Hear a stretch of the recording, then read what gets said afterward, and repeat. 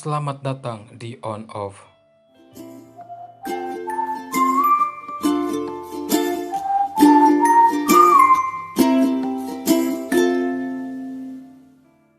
Mengambil latar waktu Bakumatsu pada tahun 1864 di mana di bawah kekuasaan Kesogunan Tokugawa, Jepang mulai membuka diri terhadap perdagangan asing.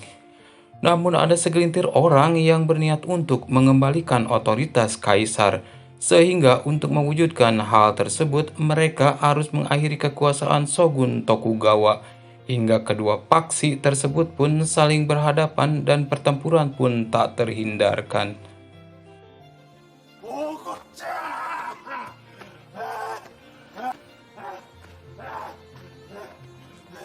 Dimulai di sebuah kediaman Tsushima di Tokyo. Tsushima adalah salah satu keluarga yang mendukung Kesogunan Tokugawa. Mereka berhasil menangkap seorang pria yang dicurigai sebagai orang yang melakukan penyerangan terhadap orang-orang Tsushima. Dan orang yang mereka tangkap adalah Himura Batosai. Himura Batosai sendiri berada di sebuah klan yang berlawanan dengan Kesogunan Tokugawa dan berambisi untuk mewujudkan era baru di mana kedamaian dan kebahagiaan akan tercipta. Demi mewujudkan ambisinya tersebut, Himura Batosai akan membunuh siapa saja yang menghalanginya.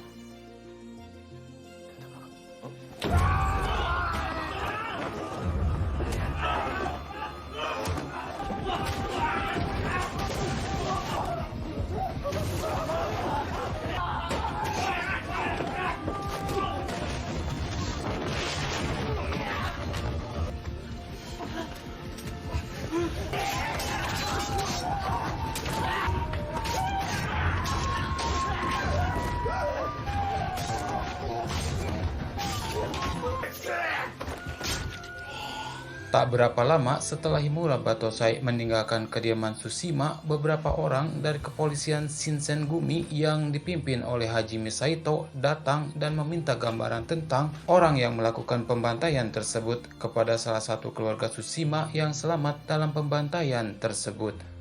Namun, salah seorang dari Shinsengumi bernama Okita Soji langsung mengenali dari kematian mereka dengan cepat menyimpulkan bahwa pelakunya adalah Hitokiri Batosai, seorang pembunuh berdarah dingin dan tanpa emosi. Malam hari di Kyoto, Hitokiri Batosai mendatangi kediaman Shigekura, salah satu wilayah Kesogunan Tokugawa, dan berhadapan langsung dengan 5 anak buah Shigekura yang sedang berpatroli. Tanpa banyak basa-basi, Hitokiri Batosai langsung menyerangnya dan berhasil membantainya.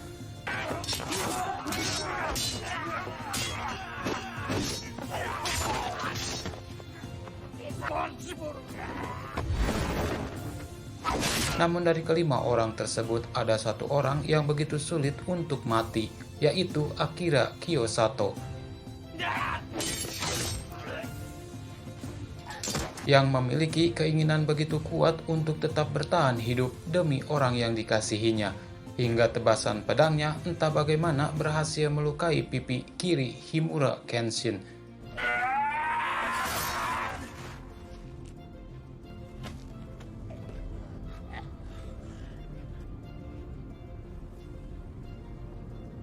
Kenshin lalu meletakkan secari kain berisi pesan perintah eksekusi bersama dengan korbannya tersebut. Himura Kenshin tinggal di sebuah penginapan Kohagia, sebuah penginapan di mana klan Kosu pendukung otoritas kekaisaran tinggal. Klan Kosu sendiri berada di bawah pimpinan seorang Hitokiri bernama Kogoro Katsura. Dan Himura Kenshin adalah salah satu orang yang berhasil direkrutnya setahun yang lalu untuk menjadi seorang Hitokiri dalam melawan Kesogunan Tokugawa.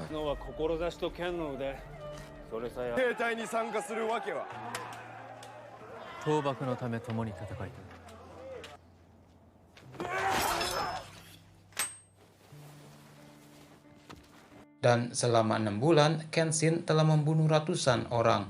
Pada suatu siang, Kogoro Katsura memanggil Himura Kenshin untuk memberitahukan bahwa pasukan Shogun semakin hari semakin kuat. terutama mereka yang dijuluki sebagai serigala Mibu, orang-orang terbaik yang dimiliki kesogunan.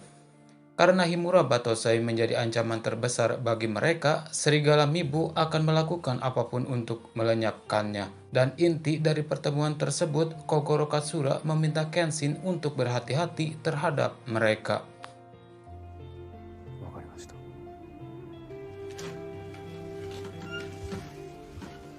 Suatu malam, kedai Nagura kedatangan seorang perempuan asing bernama Yukishiro Tomoe yang memesan sake.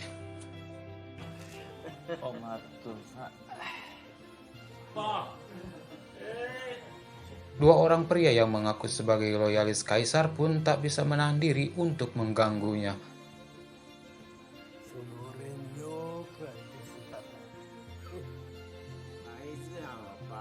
Himura Kenshin yang berada di kedai tersebut kemudian mengusir kedua orang tersebut.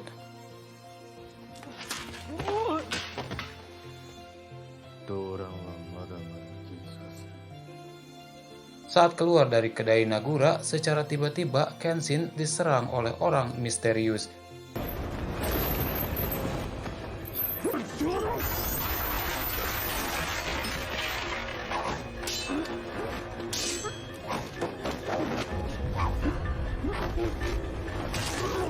Setelah berhasil membunuhnya, Kenshin dikagetkan dengan kemunculan Yukishiro Tomoe, di mana darah pria yang dibunuhnya mengotori baju Tomoe. Tomoe sendiri mengikuti Kenshin berniat untuk berterima kasih kepada Kenshin karena telah melindunginya. Tomoe lalu pingsan, Kenshin pun kemudian membawanya ke penginapan Kohagia dan merawatnya. Atas penyerangan semalam, Kogoro Katsura menduga bahwa orang misterius yang menyerangnya diduga sebagai loyalis kesogunan, hingga dirinya mencurigai ada mata-mata di klan mereka. Karena hanya orang-orang terdekat mereka lah yang mengetahui soal Himura Kenshin.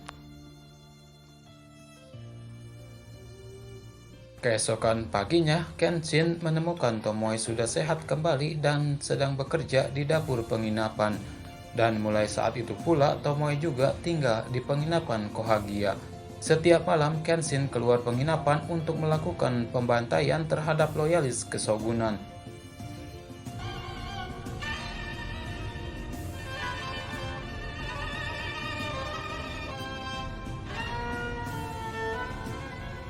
Yukishiro Tomoe yang berada di penginapan menghabiskan malamnya dengan menulis buku harian. Tinggal di penginapan yang sama membuat intensitas pertemuan Kenshin dan Tomoe pun semakin sering terjadi. Kenshin dan Tomoe pun menjadi dekat. Apalagi Tomoe yang merasa dirinya berhutang budi kepada Kenshin pun menunjukkan perhatiannya yang begitu besar kepada Kenshin. Kehadiran Tomoe dalam kehidupan Kenshin membuat klan Kosu khawatir bahwa Kenshin mulai melunak. Hal itu diketahui oleh Lizuka yang tanpa sengaja menemukan Kenshin sedang tidur di mana Tomoe berada di dekatnya. Mendengar kabar tersebut, Kogoro Katsura segera menemui Yukishiro Tomoe ketika Kenshin sedang tidak berada di penginapan. Kogoro Katsura memberi peringatan agar Yukishiro Tomoe tidak melakukan apapun yang bisa menumpulkan kekejaman Himura Kenshin. Keesokan harinya, Tomoe memberikan sebuah pedang kepada Kenshin dari Kogoro Katsura.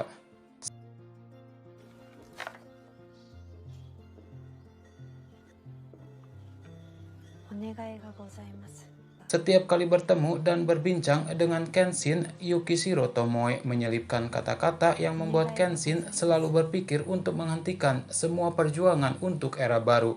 Sehingga semakin lama Kenshin pun mulai terpengaruh dengan setiap ucapan yang dikatakan oleh Tomoe.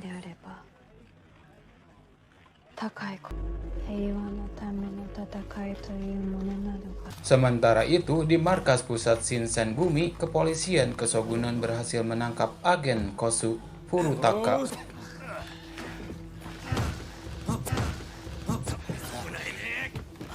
Mereka menemukan selembar kertas yang berisi rencana klan Kosu yang akan membakar istana dan membawa kaisar ke Kosu. Rencana tersebut kemudian dimanfaatkan oleh kepolisian Shinsengumi untuk keuntungan mereka sendiri, sehingga mereka mendapatkan izin untuk melakukan penggeledahan. menahan orang-orang Chosu dan membunuhnya jika melakukan perlawanan. Malam harinya, kepolisian Shinsengumi mengumpulkan 10 unit komandan dan mulai melakukan penggeledahan di penginapan Ikedaya, di mana Kogoro Katsura berada di sana dan sedang berusaha menghentikan rencana Patriot Kosu yang akan membakar istana dan menculik kaisar dan membawanya ke Kosu. Kenshin yang menerima laporan dari Lizuka bahwa Kogoro Katsura dalam bahaya segera pergi ke penginapan Ikedaya.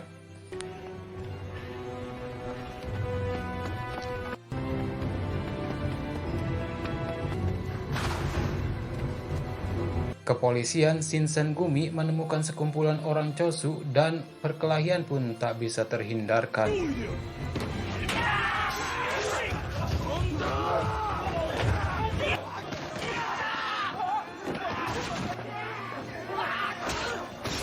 Shinsengumi berhasil membantai seluruh patriot Kosu.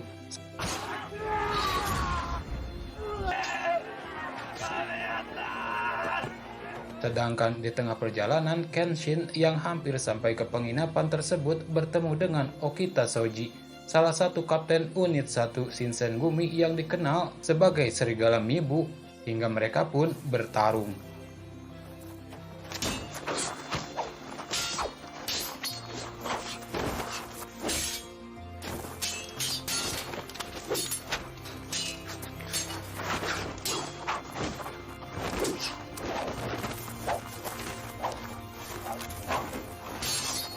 Ketika Kenshin berhasil mengalahkan Okita Soji, Hajime Saito dan unit pasukannya datang. Namun tiba-tiba orang-orang Kosu datang dan mencegah perkelahian serta mengabarkan bahwa Kogoro Katsura berhasil lolos dan selamat dalam penggeledahan tersebut. Kenshin dan Patriot Kosu pun meninggalkan Hajime Saito dan unit pasukannya. Setelah peristiwa di Ikedaya, Patriot Kosu kini telah hancur serta berujung pada pembakaran kota sehingga orang-orang Kosu yang berjuang untuk mengembalikan kekaisaran justru dicap sebagai pemberontak yang melawan kaisar. Sehingga usaha untuk menggulingkan kesogunan Tokugawa pun gagal. Malam hari di penginapan Kohagia, Kenshin berjanji kepada Tomoe bahwa dirinya tidak akan pernah membunuhnya dalam keadaan apapun. Tak berapa lama, kepolisian Shinsengumi datang dan melakukan penggeledahan ke penginapan Kohagia. Namun Kenshin dan Tomoe berhasil meloloskan diri dari penggeledahan tersebut. Siangnya, Kenshin dan Tomoe bertemu dengan Kogoro Katsura, di mana setelah kekalahannya untuk menggulingkan kesogunan, tidak ada tempat yang aman bagi Kogoro Katsura selain bersembunyi. Kogoro Katsura pun meninggalkan Kyoto, sementara Kenshin dan Tomoe juga meninggalkan Kosu, pergi dan tinggal bersama Tomoe di sebuah desa di luar kota dan memulai hidup dengan bertani.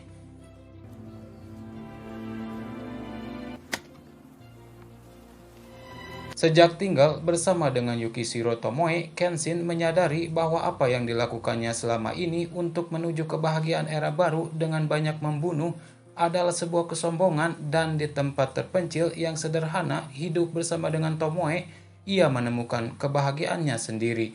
Tomoe sendiri melihat kebahagiaan itu di mana Kenshin sering tersenyum, hal yang tak pernah ditemukannya di penginapan Kohagia.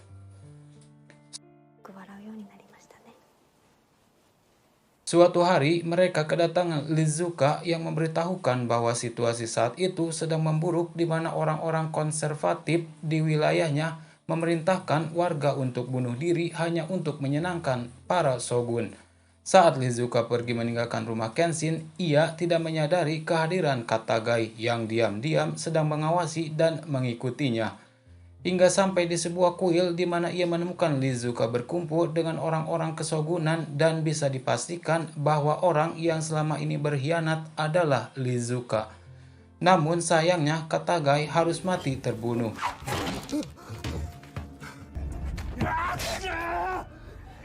Lizuka memberitahukan kepada kesogunan bahwa Kenshin mulai melunak dari tatapan matanya dan pihak kesogunan pun mulai merencanakan untuk membunuh Himura Kenshin. Suatu siang, Enishi Yukishiro, adik dari Tomoe yang diutus ke shogunan pun menemui Tomoe.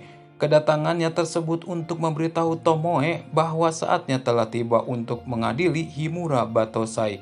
Tak berapa lama kemudian Kenshin pun pulang. Saat melihat Kenshin, Enishi pun langsung pergi meninggalkan Kenshin dan Tomoe, dan musim dingin pun tiba. Saat mengetahui Keshogunan akan membunuh Kenshin, paginya tanpa memberitahukan Kenshin yang masih tidur, Tomoe pergi meninggalkan rumah. Tomoe menuju ke sebuah kuil tua di mana para anggota dari Keshogunan berada. Tomoe kemudian menyadari bahwa sebenarnya dirinya hanyalah dimanfaatkan oleh Keshogunan setelah mengetahui mereka akan membunuh Kenshin tanpa menunggu laporan darinya, dan mencari tahu kenapa adiknya dilibatkan dalam masalah tersebut.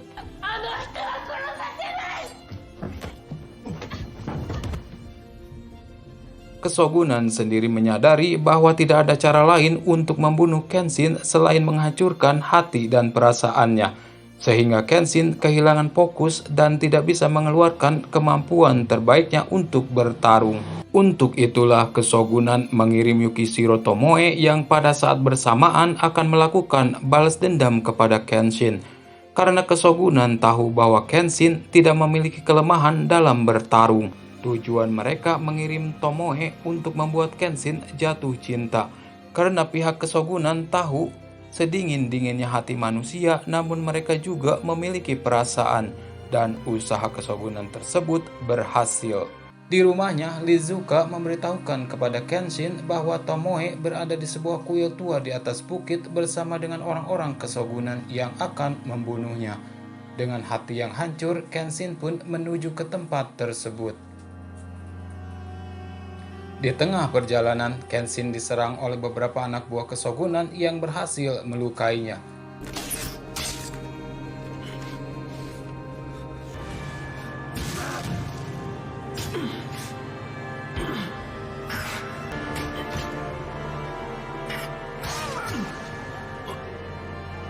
Dan ternyata mereka telah mempersiapkan semua jebakan untuk menyambut kedatangan Kenshin.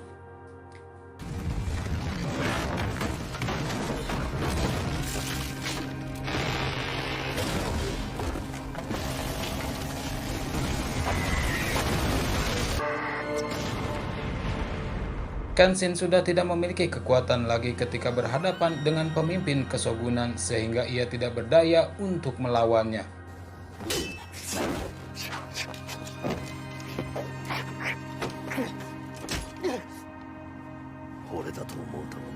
Namun ternyata ketika akan membunuhnya, Kenshin berhasil mengayunkan pedangnya dan melukainya. Namun ketika orang Keshogunan akan membunuh Kenshin, Tomoe berhasil mencegahnya. Di saat yang bersamaan, Kenshin yang tak melihat kehadiran Tomoe dengan cepat mengayunkan pedangnya, hingga Tomoe dan orang Keshogunan tersebut mati terkena sabetan pedang.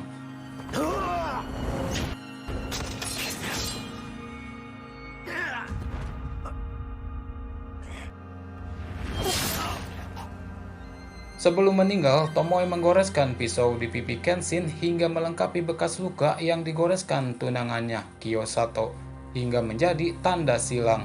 Dan di kemudian hari, tanda silang tersebut menjadi sebuah simbol yang membuat Kenshin mudah dikenali sebagai seorang Hitokiri Batosai, dan Tomoe pun mati.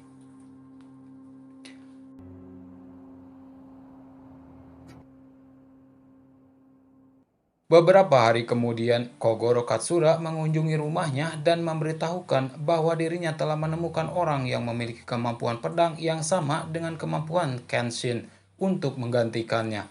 Orang tersebut kemudian ditugaskan untuk mengikuti Lizuka dan membunuhnya setelah mengetahui bahwa Lizuka lah yang selama ini menjadi mata-mata Keshogunan.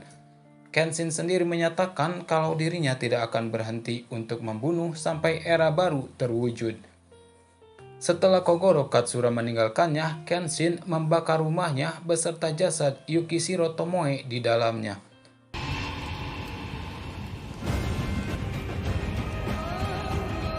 Film ini kemudian diakhiri dengan peristiwa perang Toba Fushimi.